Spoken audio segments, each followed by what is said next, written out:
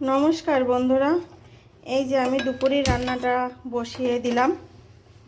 পাশে ডালটা সিদ্ধ করা আছে, মুসুরির ডাল। এই যে মুসুরির ডাল, ধনেপাতা আর টমেটো দিয়ে সিদ্ধটা করে রেখেছি।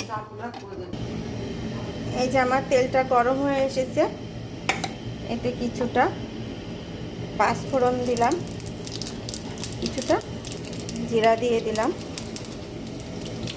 এবার এর ভিতরে পেঁয়াজ, রসুন আর শুকনো লঙ্কাটা ভালো করে ভেজে নেব।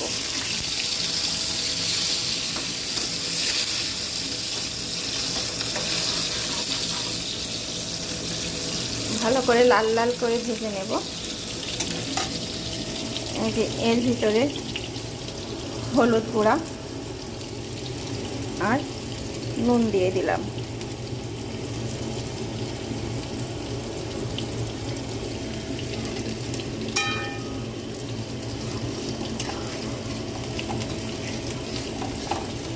এই যে আমার লাল লাল করে ভাজা হয়ে গিয়েছে।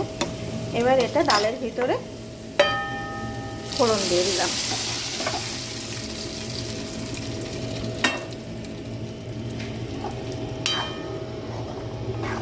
ডালটা ফুটে গেলে নামিয়ে নেব।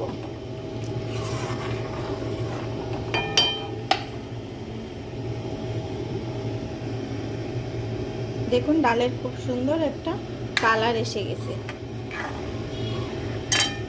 আজ আমি নতুন একটা সবজি রান্না করব।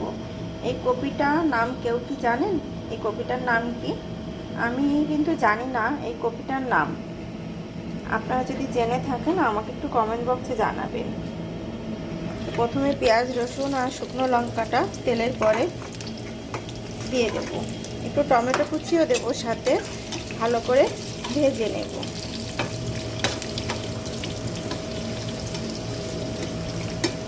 আমি সব কিছুর ভিতরে একটু টমেটোটা দিই, কেননা এটা দিলে এই স্বাদটা যেন একটু অন্যরকম হয়। আমার তো খুব ভালো লাগে।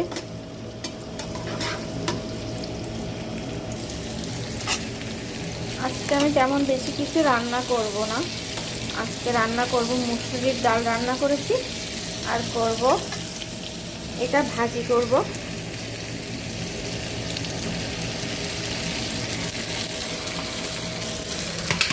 এটা ভাজা করে এটা ভাজা করব আর মাছ ভাজা করব। এই যে এখানে রুই মাছ আর তেলাপিয়া মাছটা রেখেছি, আজ এটাই ভাজা করব।